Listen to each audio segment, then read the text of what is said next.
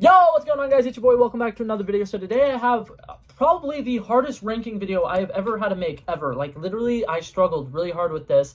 So today I'm gonna be ranking the top 10 songs in all of the Guardians of the Galaxy soundtracks. Personally, I think that all of these soundtracks are phenomenal, and this was really, really difficult because originally I started off with like 23 good ones that I really liked that I want to include in this list, but I can only fit 10. So I'm gonna quickly give 5 honorable mentions. Two of them are not in the Guardians of the Galaxy Volume 1, Volume 2, or Volume 3 soundtracks, but are songs that are Guardians of the Galaxy songs. So I want to go ahead and give those 2 honorable mentions. For one, we have it from the Guardians of the Galaxy Holiday Special. I don't know what Christmas is, but Christmas time is here. That song will forever be a Christmas classic to me. I'm going to listen to it every year around Christmas time. It is absolutely beautiful, and I absolutely love the fact that James Gunn went out and made some original songs for Guardians of the Galaxy. Those are the first songs in any Guardians of the Galaxy soundtracks that are original songs, and I really love it, and I think it was fantastic.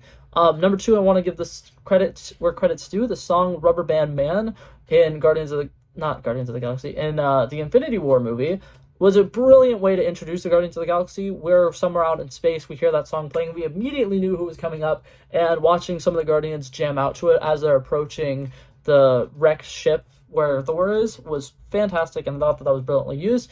A couple other honorable mentions real quick. I wanted to give a shout out to Brandy because I think that song is really good and it's so meaningful in Guardians of the Galaxy Volume 2, but there are a lot of really good songs in Guardians of the Galaxy Volume 2 that I did not include it in the top 10.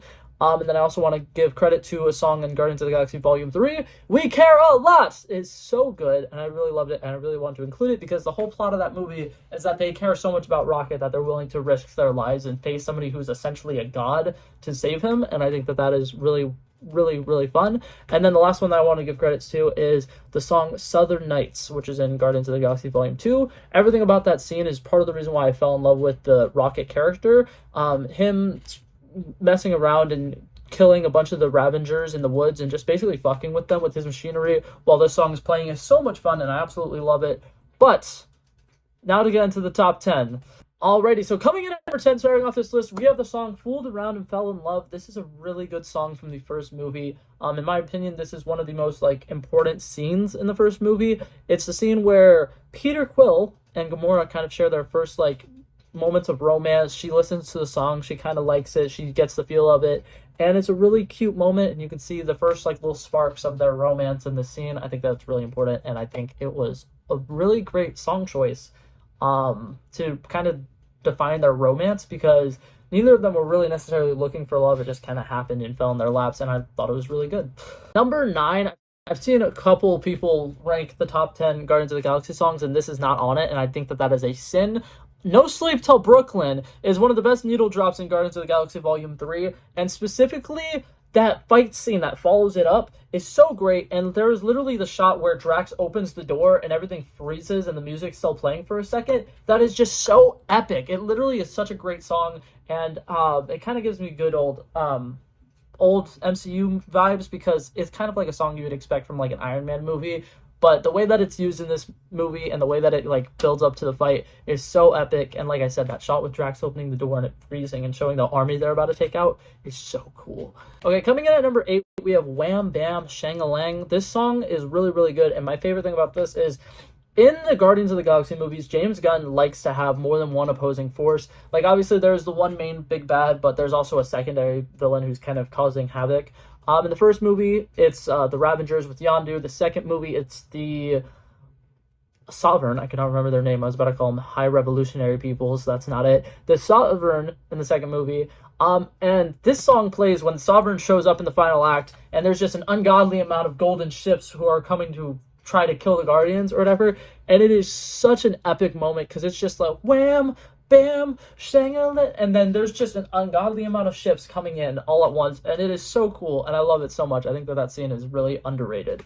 And at number 7, we're a little change of pace here. We got a very sad song, but it works really well, and in my opinion, this is one of the few scenes in the entirety of the MCU that has made me cry. The song I'm talking about is Father and Son, and this song plays in the scene where they have Yondu's funeral, and it is a very heartbreaking song, very emotional, and I'm not gonna lie, cannot listen to the song without thinking of that scene where they're all watching his ashes or whatever, and then Rocket and Peter kind of have that first really intimate connection you know, because they talk about how Yondu was actually like a really good person, and then Rocket accidentally slips up and mentions something that he did instead of talking about something that Yondu did. It's a very cute moment, and I love it, and I think that song is amazing. Coming in at number 6, following up with those vibes, we have the opening song to Guardians of the Galaxy Volume 3. We have Creep by Radiohead. This song is incredibly sad, and I think that it fits all of the Guardians really well. It's a song about a misfit who is realizing kind of that he doesn't fit in and he's not perfect, and I really like the fact that Rocket is singing this song along with it. And I think that's a very powerful move to start off this song with him singing about not having a perfect body and being a creep. I liked it. I thought it was really good.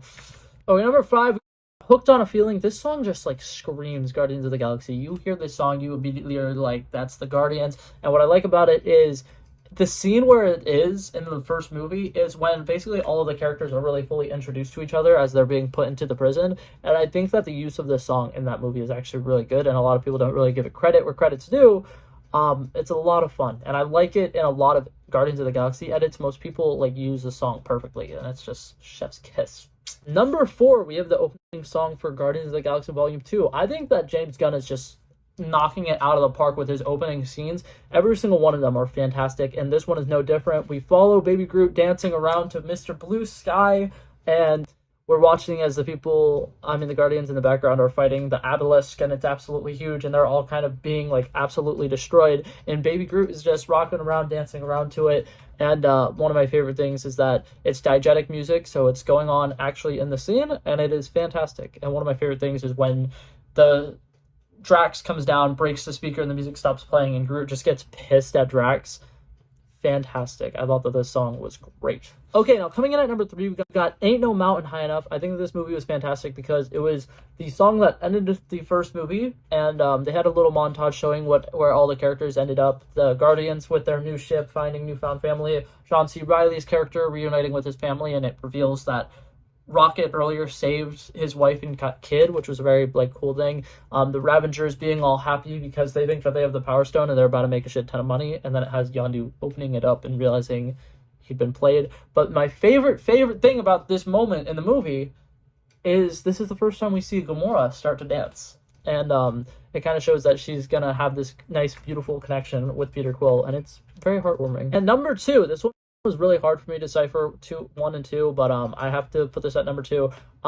The Dog Days Are Over. This song is so good for the ending of the Guardians of the Galaxy Volume 3 movie. All of these characters are tortured characters. They're people who've been through a lot. They're all losers. I look around at us. You know what I see? Losers. I mean, like, folks who have lost stuff. And we have, all of us. Our homes. Our families. Normal lives.